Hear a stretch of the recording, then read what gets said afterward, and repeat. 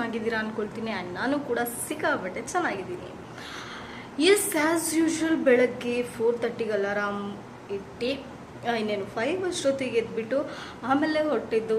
ಇನ್ನೇನು ನಾನು ಡಿಪಾರ್ಟ್ಮೆಂಟಿಗೆ ಹೊರಟ ಮೇಲೆ ಹೋಗಿದ್ದು, ಕಾಫಿ ಕುಡ್ಕೊಂಡಿದ್ದು. ಆಮೇಲೆ ನಿನ್ನೆ ಒಂದು ಆ್ಯಕ್ಚುಲಿ ಪೊಲಿಟಿಕಲ್ ರಿಪೋರ್ಟ್ ಇತ್ತು. ನಿನ್ನೆ ನನಗೆ ವಿಡಿಯೋ ಮಾಡಲಿಕ್ಕಾಗಲಿಲ್ಲ, ಯಾಕಂದರೆ ನಿನ್ನೆ ಆಫ್ಟರ್ನೂನ್ ಅಂದರೆ ನಿನ್ನೆ ಬೇಗ ಬಂದೆ, ಬಟ್ ಭಾರ್ಗವಿ ಜೊತೆಲಿದ್ದು, ಹಾಗಾಗಿ ವಿಡಿಯೋ ಮಾಡೋಕ್ಕಾಗಿಲ್ಲ. ನಾನು ಯೂಶ್ವಲಿ ಅವ್ರ ಜೊತೆ ಇದ್ದಾಗ ವಿಡಿಯೋ ಮಾಡೋಕ್ಕೆ ಹೋಗಲ್ಲ. ಇದೇನು ಅಂತ ಕೇಳಿಬಿಡಿ, ಇದೊಂದು ಆಯಿಂಟ್ಮೆಂಟ್ ಹಚ್ಚಿದ್ದೀನಿ, ಸೊ ಹಚ್ಕೊಂಡೇ ಹಾಗೆ ಮಾತಾಡ್ತಾ ಇದ್ದೀನಿ.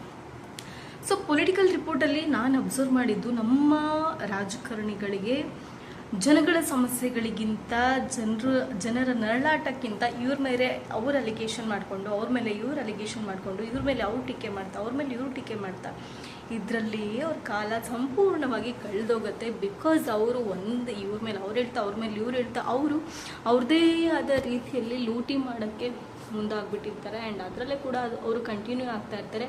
ಸೊ ಜನಗಳ ಸಮಸ್ಯೆಗಿಂತ ಇವರಿಗೆ ಅವರ ಅಧಿಕಾರನ ಹೆಂಗೆ ಕಿತ್ತಾಕೋಣ, ಆ ಪ್ಲೇಸಿಗೆ ನಾನು ಹೆಂಗೆ ಹೋಗ್ಕೂರೋಣ, ಅಥವಾ ಅವ್ರನ್ನ ಅಧಿಕಾರದಿಂದ ಹೇಗೆ ಇಳಿಸೋಣ, ಆ ಜಾಗವನ್ನು ನಾನು ಹೇಗೆ ಕಿತ್ಕೊಳ್ಳೋಣ, ಅವರು ವಹಿಸ್ಕೊಂಡಿರುವಂತಹ ಜವಾಬ್ದಾರಿಯನ್ನು ನಾನು ಹೇಗೆ ನಿರ್ವಹಣೆ ಮಾಡೋಣ, ಇಂಥದ್ದನ್ನು ಯೋಚನೆ ಮಾಡೋದ್ರಲ್ಲಿ ಬ್ಯುಸಿ ಆಗಿಬಿಟ್ಟಿರ್ತಾರೆ.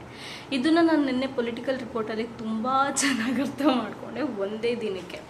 ಆ್ಯಂಡ್ ಖುಷಿ ಏನಪ್ಪ ಅಂದ್ರೆ, ಮತ್ತು ಬೆಳಗ್ಗೆನೇ ನಾವು ಫಸ್ಟು ಹೋಗಿದ್ದು ನಮ್ಮ ರಾಜ್ಯದ ಮುಖ್ಯಮಂತ್ರಿ ಡಿ.ಕೆ. ಶಿವಕುಮಾರ್ ಅವ್ರ ಮನೆಗೆ. ಅವ್ರು ಆ್ಯಕ್ಚುಲಿ ಬೆಳಗಾವಿ ಹೊರಟಿದ್ರು. ಬೆಳಗಾವಿಲಿ ಅಂದರೆ ಸುಮಾರು ಪ್ರೋಗ್ರಾಮ್ಸ್ಗಳನ್ನ ಹಾಕ್ಕೊಂಡಿದ್ರಲ್ಲ, ಸೊ ಅಲ್ಲಿಗೆ ಅದಕ್ಕೋಸ್ಕರ ಹೋದರು.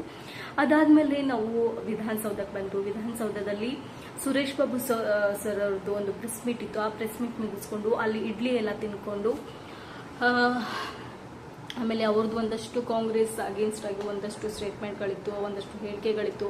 ರಾಜ್ಯ ಸರ್ಕಾರದ ವಿಫಲತೆ ಬಗ್ಗೆ ಮಾತಾಡ್ತಾ ಇದ್ರು.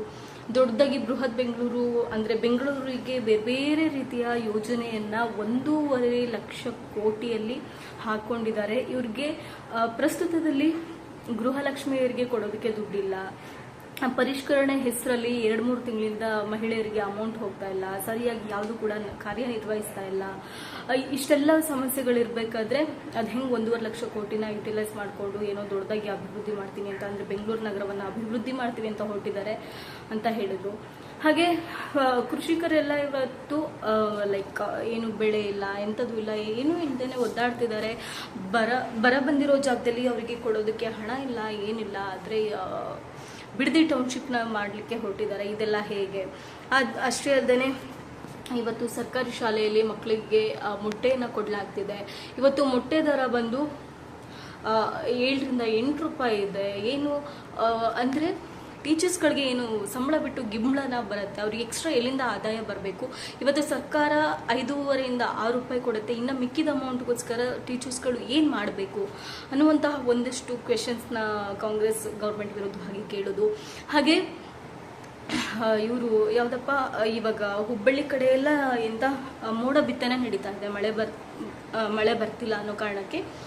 ಸೊ ಇದ್ರ ಎಲ್ಲ ಅಷ್ಟು ವ್ಯವಸ್ಥೆಗಳ ಕುರಿತು ಮಾತನಾಡ್ತಾ ಇದ್ರು. ಸೊ ಅಲ್ಲಿಂದ ಮುಗಿಸ್ಕೊಂಡು ಅದಾದಮೇಲೆ ಮತ್ತು HDK ಅವ್ರದ್ದು, ಕುಮಾರಸ್ವಾಮಿ ಅವರ ಆಫೀಸಲ್ಲಿ JB ಭವನ್ ಏನಿದೆ ಅಲ್ಲಿ ಕುಮಾರಸ್ವಾಮಿ ಅವ್ರದ್ದು ಒಂದು ಪ್ರೆಸ್ ಮೀಟ್ ಇತ್ತು. ಆ ಪ್ರೆಸ್ ಮೀಟಿಗೆ ಹೋಗಿ ಅಲ್ಲಿ ಒಂದಷ್ಟು ಫುಡ್ ಎಲ್ಲ ತಿನ್ಕೊಂಡು, ಅದಾದಮೇಲೆ ಅವರು HMT ಸಂಸ್ಥೆ ಬಗ್ಗೆ ಒಂದಷ್ಟು ಮಾತಾಡ್ತಾ ಇದ್ರು. ಅರಣ್ಯ ಇಲಾಖೆಗೆ ಸಂಬಂಧಪಟ್ಟಂತಹ ಒಂದಷ್ಟು ವಿಷಯಗಳನ್ನ ಮಾತಾಡ್ತಾ ಇದ್ರು.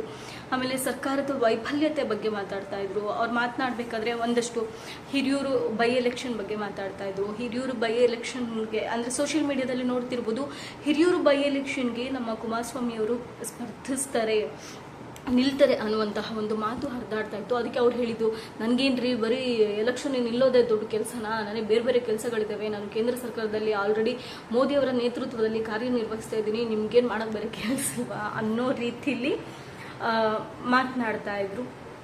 ಆ್ಯಂಡ್ ನಾನಿನ್ನೇನು ಹಿರಿಯೂರು ಕ್ಷೇತ್ರದಲ್ಲಿ ನಾನೇನು ಸ್ಪರ್ಧೆ ಮಾಡಲ್ಲ, ಅದೇನೇನಾಗತ್ತೋ ಆಗಲಿ ಎಲೆಕ್ಷನ್ಗೆ ಅಂತ ಅಂದ್ಕೊಂಡು ಒಂದಷ್ಟು ವಿಚಾರಗಳನ್ನು ಅದನ್ನು ಮಾತಾಡ್ತಾ ಇದ್ರು.